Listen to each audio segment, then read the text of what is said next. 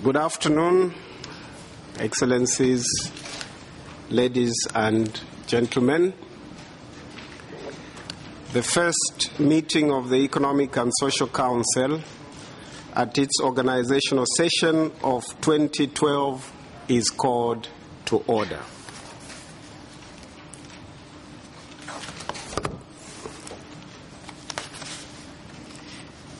Your Excellencies, Mr. Ban Ki-moon, Secretary General of the United Nations, Dr. Shaban, Under Secretary General, Mr. Thomas Stelzer, Assistant Secretary General, ladies and gentlemen. Today, I hand over the reins of the leadership of ECOSOC to my distinguished colleague from Slovakia, His Excellency Ambassador Miloš Koterec. But before I do, let us just take a retrospective glimpse at the world and briefly in 2011 and at ECOSOC in particular.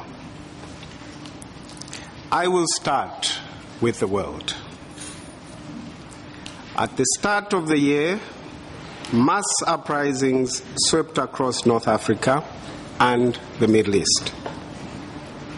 In March, the most powerful earthquake in Japan's history unleashed a giant tsunami, killing 19,000 people, sweeping away entire towns and villages and exposing the country to a nuclear meltdown at the Fukushima power plant. Europe's unfolding debt crisis destabilized and continues to destabilize financial markets more than at any point since the worst of the 2008 financial crisis. A major drought ravaged the Horn of Africa, causing numerous deaths and threatening 10 million people. Frustration became a pandemic, with protests everywhere, including right here in this city. In this year of turbulence, ECOSOC more than ever needed to deliver on its mandate as the preeminent forum for addressing social, economic, and humanitarian issues. It is fitting that we chose education, the key to self-empowerment, as the theme for the year. Drawing ministers and other prominent statesmen together, including former Prime Minister Gordon Brown, along with a record 1,400 representatives from business and civil society, to the Council's high-level segment of the substantive session in Geneva last July, we heard stories of education progress, such as in sub-Saharan Africa, where enrollment ratios surged by 1/3 over the past decade, despite a large increase in the region's primary school-age population. We also heard about education in crisis. The 67 million children who remain out of school, the 800 million adults worldwide who remain illiterate, the stubborn gender gap in enrollment, and the scandalously poor quality of education provided to many youth who do attend school. At ECOSOC's prodding, delegations adopted an ambitious ministerial declaration, one which seeks to tackle both education access and quality, thereby moving a step closer to correcting a situation, in the words of Prime Minister Brown, of broken promises, broken dreams, broken trust.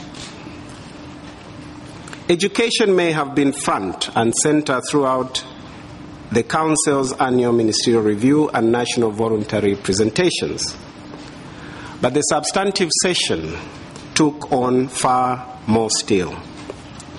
A coordination segment which articulated further ways to boost the UN's role in global economic governance as a complement to other prevailing mechanisms.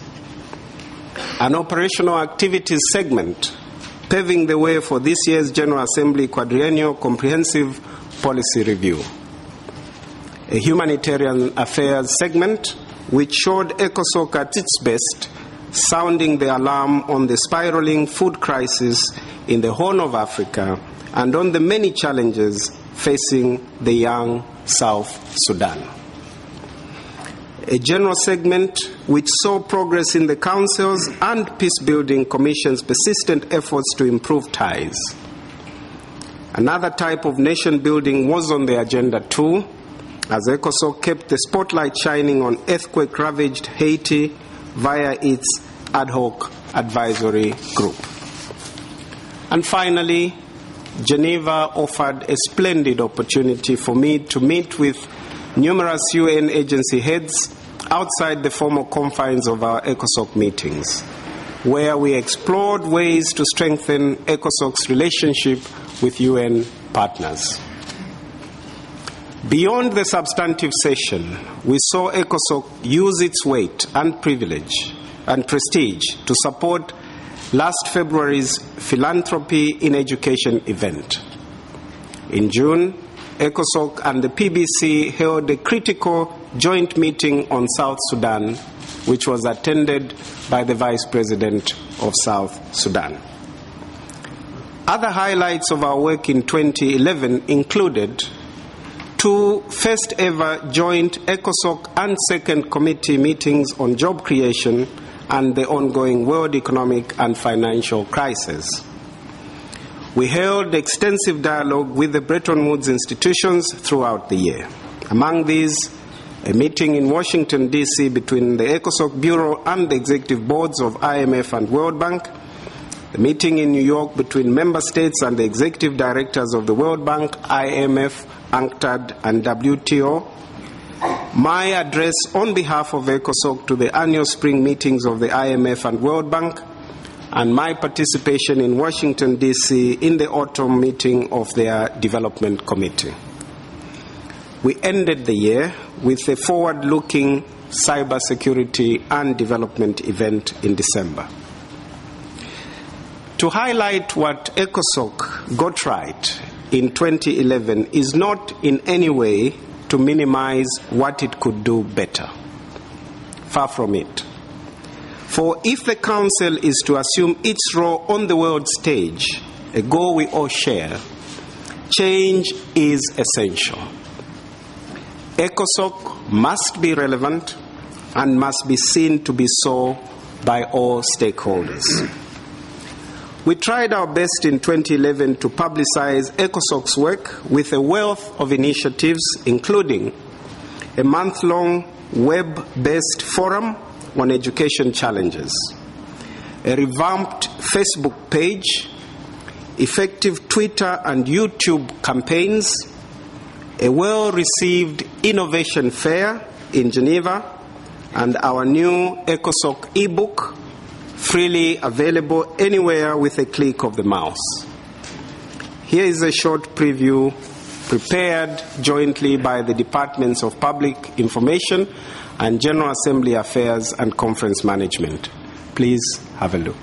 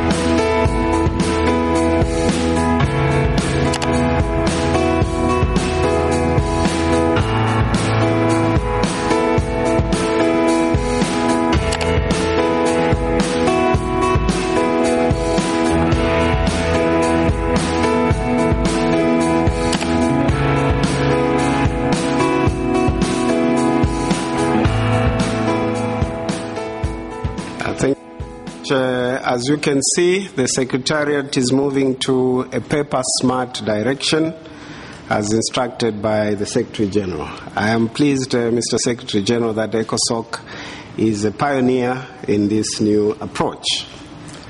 Your Excellencies, ladies and gentlemen, just allow me, before I conclude, a few moments of personal reflection about the work we have done and the ECOSOC I would like to see. In my view, ECOSOC should become a strong, respectable, and recognizable brand. This is the spirit behind the Conversations with Nobel Laureates series, which ECOSOC has started, inspired by the discussion we had with Professor Joseph Stiglitz last November. On 7th of February, the second in the Economic and Social Council Conversations with Nobel Laureates will feature yet some more prominent figures in a special briefing session entitled Interactive Dialogue on the Current Economic and Financial Situation. The ECOSOC conversations should not be restricted to Nobel laureates in economics. It should cover the entire spectrum of the matters that are under ECOSOC's mandate. Personally, I would hope to have conversations with the three eminent women Nobel Prize winners in a session that can be co-organized with UN Women, another with Nobel Prize winners in medicine who can perhaps talk to us about the viruses and diseases of the future. Conversations like these are bound to make ECOSOC interesting to both member states and the other stakeholders. From the success of our joint events with the Peacebuilding Commission and the Second Committee in the past year, ECOSOC should hold more such joint events, not only with the two bodies, but also with the Security Council and others. You will recall that we had planned a ministerial meeting in the margins of the General Assembly last year, but we called it off due to a conflict in the schedules. The meeting was, among other things, intended to raise the level of participation and visibility of ECOSOC. I hope that this will be possible. It will be possible to hold a ministerial ECOSOC meeting this year. Excellencies, ladies and gentlemen, there is a saying in my language which states, "Ubukwebo bushimonwa tabushitwa," meaning merchandise that is not seen or advertised is never bought. ECOSOC must be seen, must make itself seen. To achieve this, let us start with the small practical things. I am free to say this in front of the Secretary General because I am no longer an interested party. The President of ECOSOC must be given one of the special UN lapel pins worn by the President of the General Assembly and senior UN officials. This will make the President recognizable and avail him or her easy access to UN premises and meetings. This pin will become part of the instruments of office that an outgoing ECOSOC president hands over to the incoming president. Secondly, around the premises of the ECOSOC chamber, especially after the renovation of the main building, there should be established a wall on which pictures of the former presidents should be displayed, in the same way as a wall of honor exists for the Secretaries General and Presidents of the General Assembly. Apart from reminding all and sundry about ECOSOC, the wall of honor will proclaim that ECOSOC is proud of itself, proud of its history. In my language, we say, "Ubufumu buchindiko mwine, meaning the amount of respect you give to yourself will be the same amount of respect the others will give to you. Third, and more importantly, it is my humble opinion that it would greatly help ECOSOC measure up to its mandate if the President is elected on a one-year, full-time basis with a budget and appropriate staff structure. Given the number of commissions, funds, programs, and other bodies that currently fall under it, ECOSOC is not able to provide effective policy coordination and guidance or monitor implementation of decisions and policies with a part-time president and a small support secretariat.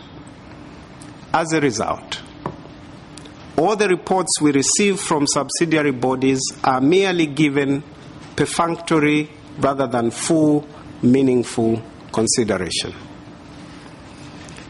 A full-time president with undivided focus on ECOSOC would raise ECOSOC's visibility by responding to issues more quickly and representing Council where its presence is needed, thereby keeping the world's attention on issues that need to be addressed, such as the humanitarian catastrophe still ongoing in the Horn of Africa.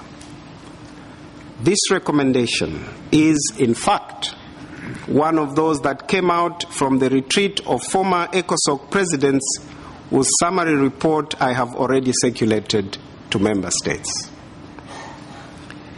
In making this suggestion, I am aware of a saying from the Igbo people of Nigeria which says, Eze agadi nwayo, translated as, an old person is uncomfortable when dry bones are mentioned in a proverb. In these difficult economic times, when resources are tight, all of us become Eze agadi nwayos. Any proposal with financial implications becomes a dry bone for us. But the stakes are high that ECOSOC must deliver. Otherwise, we risk becoming irrelevant. An effective ECOSOC will be a worthwhile investment. Excellencies, ladies and gentlemen, it is said that success has many parents, but failure is an orphan. I believe that ECOSOC has had some success in 2011, and many have been the parents of this success. The former presidents and bureaus of ECOSOC, we stood on their shoulders. The Secretary General and the Presidents of the General Assembly for their support and inspiration. The ECOSOC Secretariat and DESA for all their groundwork and facilitation. The interpreters who made us understand each other despite our myriad of languages and accents. My colleagues in the Bureau, His Excellency Jan Graus of Belgium, His Excellency Abdul Kalam of Bangladesh, His Excellency Gutierrez and His Excellency Roman More of Peru, and His Excellency Miloš Koterec of Slovakia, our soon-to-be new president. My staff at the Zambian mission, and you, of course, the member states, for all your support and active participation. To all of you, I owe a big debt of gratitude. I thank you all and wish our new president all the very best and success of his 2012 tenure. I thank you.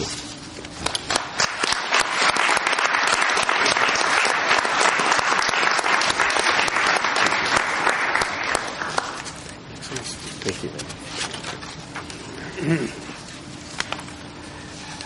Mr. Secretary General, Excellencies, distinguished delegates, ladies and gentlemen, I now would like to invite the Council to proceed to the election of its President for 2012.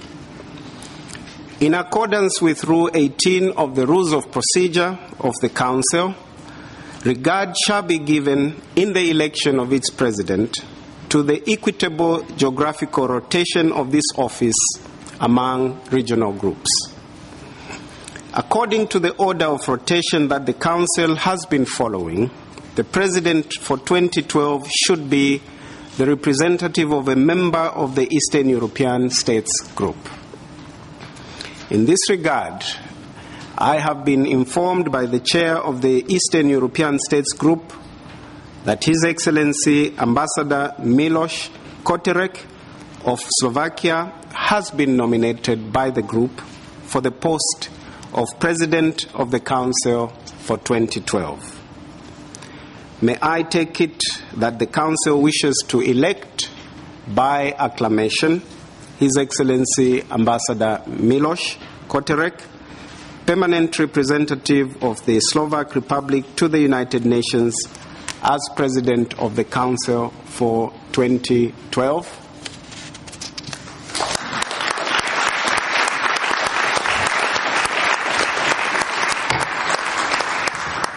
Your acclamation signals acceptance, and it is my pleasure to declare His Excellency Ambassador Miloš Koterec of Slovakia elected President of the Council for 2012. On behalf of the members of the Council and on my own personal behalf, I would like to congratulate Ambassador Koterec on his election to the post of President of the Council for 2012, and I wish him all the best as he assumes this important office. I now invite Ambassador Koterec to assume his seat on the podium. Ambassador Koterec.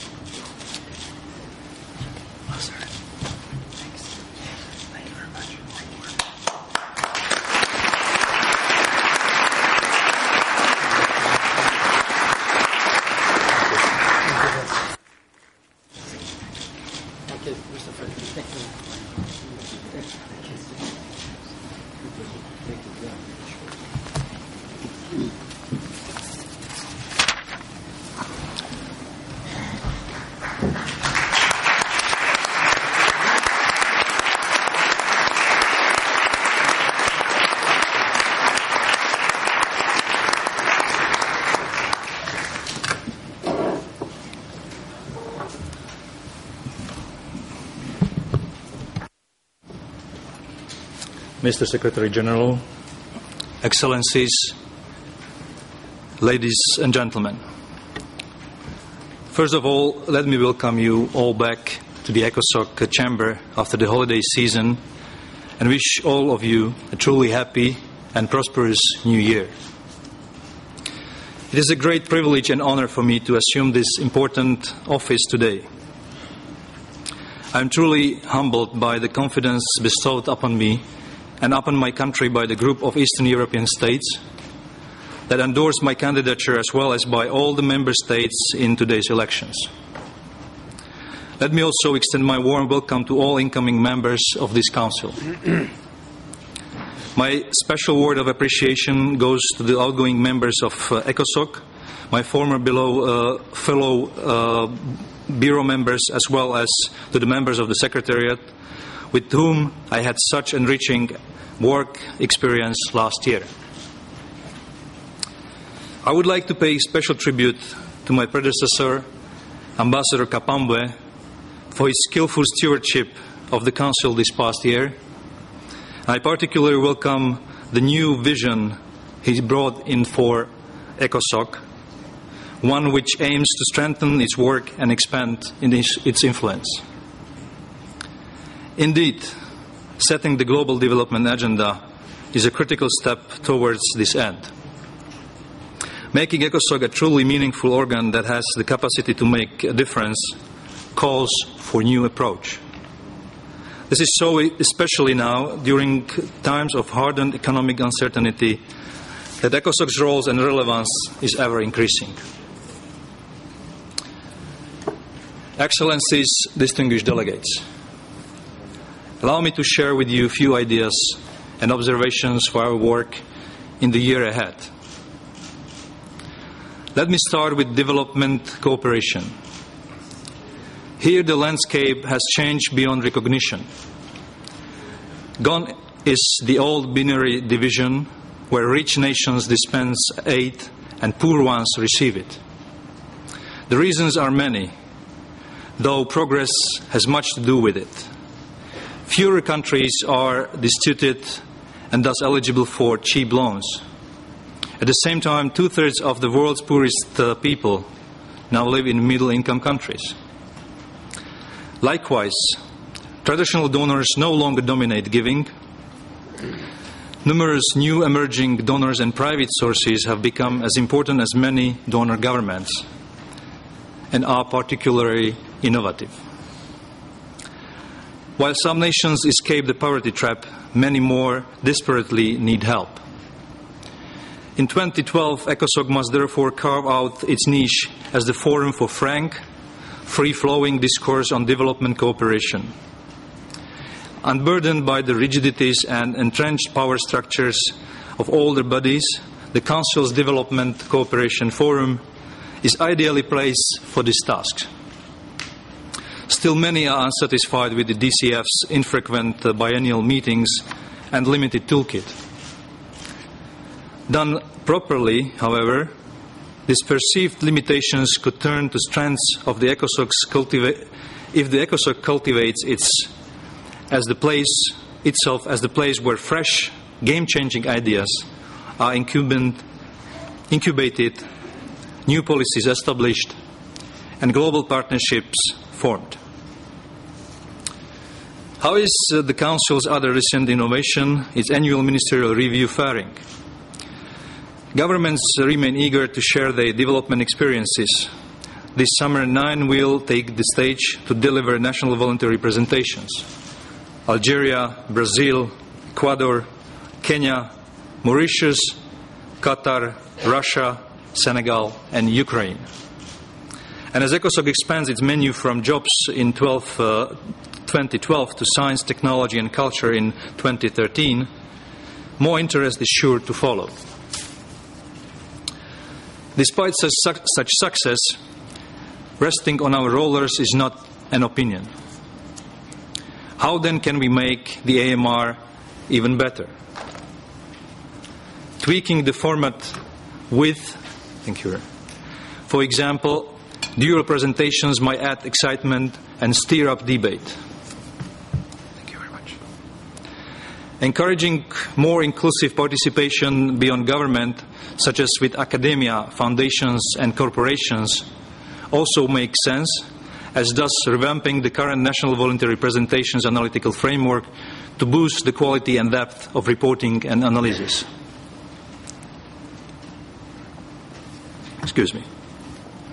As we look ahead, 2 other themes will surely compete for the Council's attentions in 2012. Sustainable development and the post-2015 development architecture. What have we learned from our past endeavors? At the last Rio summit, we dreamed big. This time around, ambitions may be more modest. If Rio +20 is to make the right impact, it must instead set its sights on changing the terms of debate, from neutralizing human influence on the planet to better managing and mitigating its impact. The institutional framework for addressing our many global environmental challenges is largely in place. Truly empowered ECOSOC, able to effectively fulfill its original mandate, can significantly contribute to solving these challenges. I strongly believe that ECOSOC is well placed and well equipped to become the central place for follow-up to Rio +20. No other body, whether existing or new, has the wherewithal for integrating the economic, social, and environmental pillars. As for ECOSOC's role in shaping the post-2015 development framework, influence again demands visionary thinking. Setting, not following the agenda, retaining the best aspects of the Millennium Development Goals, like, for example, simplicity and time-bound targets, while adopting and sharpened focus on outcomes and delivery. On this and all other issues I have mentioned today, the Council is well positioned at the heart of the action. As I have mentioned, ECOSOC has a role to play in the preparations for Rio+20, as well as in the post-2015 global development framework.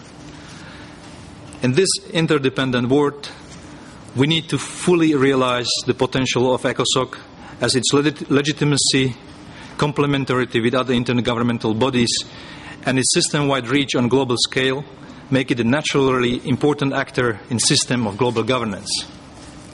I personally favor developing constructive dialogue with the G20, which can be conducive to our joint effort for effective international cooperation and to our shared vision of ensuring economic and social well-being for all. I am strongly convinced of ECOSOC's worth in these efforts, as many other bodies, though it needs to continuously work towards its improvement. In this regard, the last year's review of the Resolution 6116 must continue. While improving its work, we could focus on improving the cooperation of ECOSOC with its expert bodies to have better synergy and utilize more efficiently their valuable expertise. Equally, it is important to strengthen its ties with the Bretton Woods institutions, especially in turbulent times for the economic pillar of sustainable development. I am a true believer in the cooperation with the private sector and civil society, who have become such assets to our work. I would like to particularly stress the ECOSOC's indisputable comparative advantage in the system-wide joint efforts for integrated approach to peace and development. In this regard, I will also work towards furthering the cooperation of ECOSOC with Peace Building Commission and the Security Council. Strengthening ECOSOC is not a one-time event, but a long process, which I am determined to lead this year with true vigor and dedication. Excellencies, dear colleagues, friends, we have an exciting year ahead of us. We embark on this upcoming session amidst growing expectations and renewed hopes for real progress in the area of social and economic development. This organ plays a crucial role in the pursuit of our ultimate goal of making the world a better place. To be entrusted with presiding over this important body in such challenging times fills me with great honor, but also deep awe and responsibility in the face of the challenging of effectively addressing a diverse, extensive and important agenda. I shall approach this demanding task with maximum commitment, determination and utmost spirit of cooperation and respect. I intend to use my powers to seek common grounds and work towards maximum possible convergence of our positions. I thank you.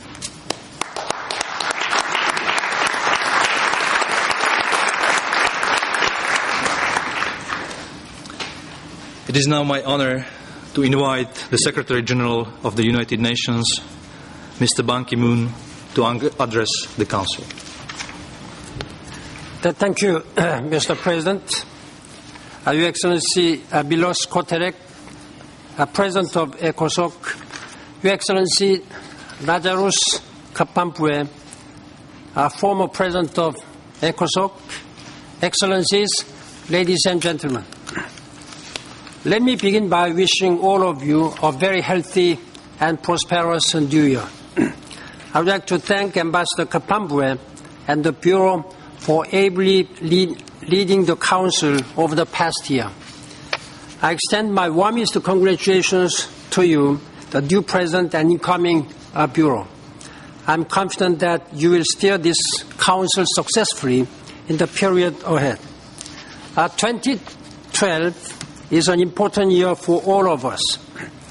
We have many milestone events on the calendar, above all, Rio Plus 20 conference. Immediately following the Rio conference, ECOSOC will hold two very timely events: its annual ministerial review and development cooperation forum. Let us make the most of these opportunities.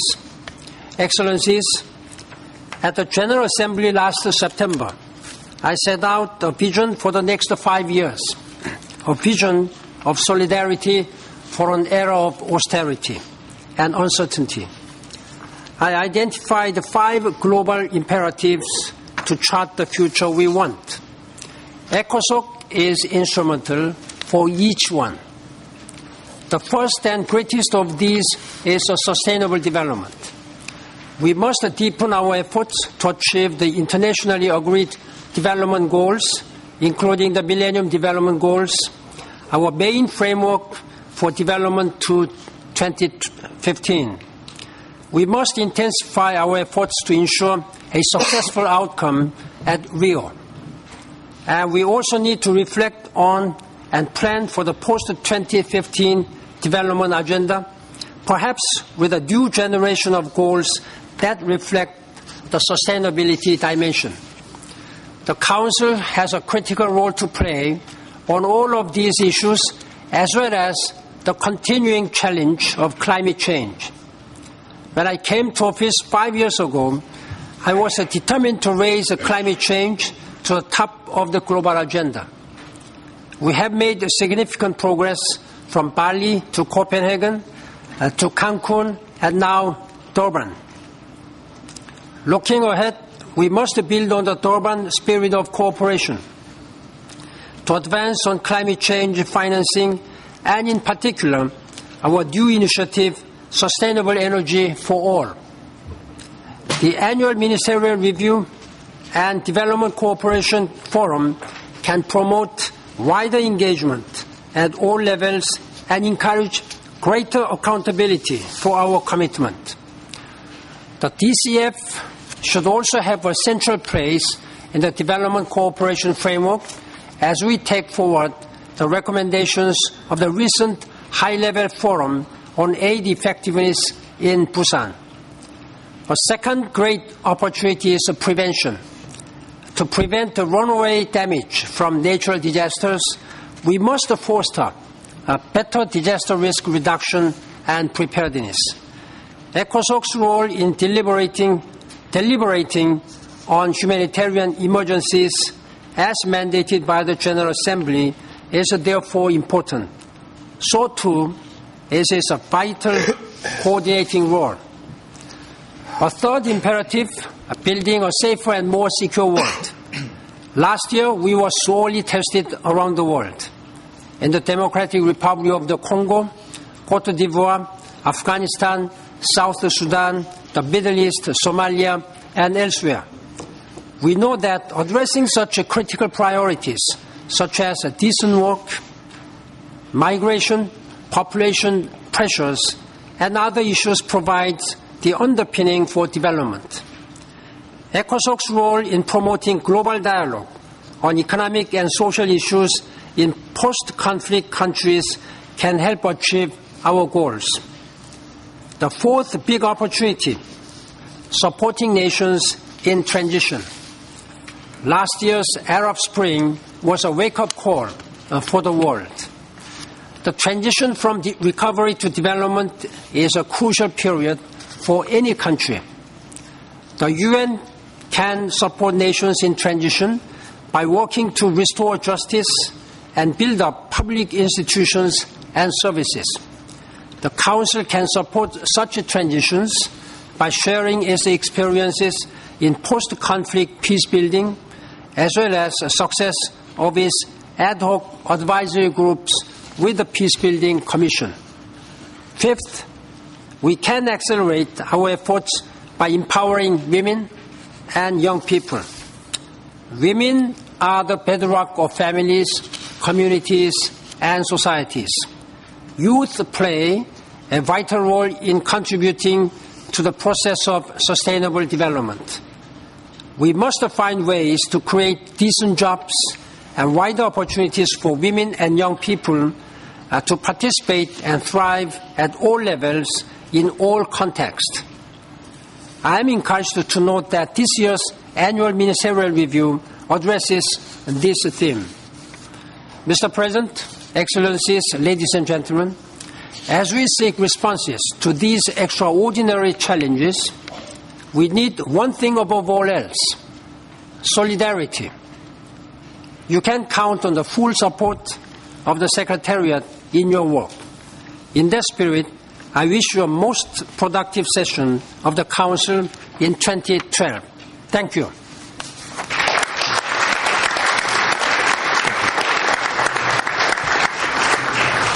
I thank Secretary General Ban Ki-moon for his inspiring statement. Excellencies, distinguished delegates, ladies and gentlemen, I now invite the Council to proceed to the election of the Vice Presidents of the Council for 2012 under Item 1 of the Provisional Agenda. Under Rule 18 of the Rules of Procedure, the Council shall elect 4 Vice Presidents. I have been informed that as a result of consultations in the regional groups, the following candidates have been nominated to fill the post of Vice President of the Council for 2012. His Excellency Mr. Magid Abdelaziz, Permanent Representative of Egypt to the United Nations from the African States Group. His Excellency Mr. Desra Perkaya, Permanent Representative Designate of Indonesia to the United Nations from the Asian Pacific States Group. And His Excellency Mr. Juan Pablo de la Iglesia, Permanent Representative of Spain to the United Nations from the Western European and other states group. I understand that consultations are still ongoing in the Latin American and Caribbean states group, and that the group will require some more time in order to propose its nomination for the post of Vice President. We will therefore take this up at a later date. In the absence of any other nominations, may I take it that it is the wish of the Council to elect by acclamation the aforementioned candidates as Vice President of the Council for 2012.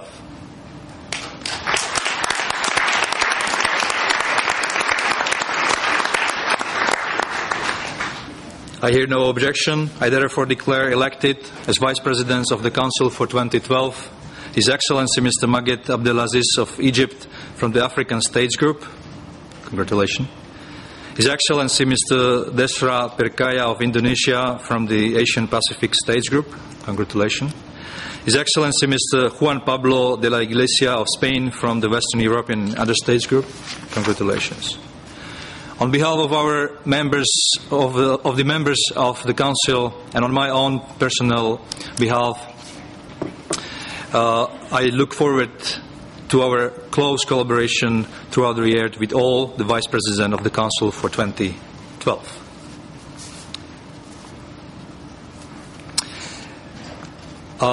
Before we proceed with our program of work for this afternoon, I would like, on behalf of the Council, to once again thank Secretary General Ban Ki-moon for taking the time to address the Council today. Thank you.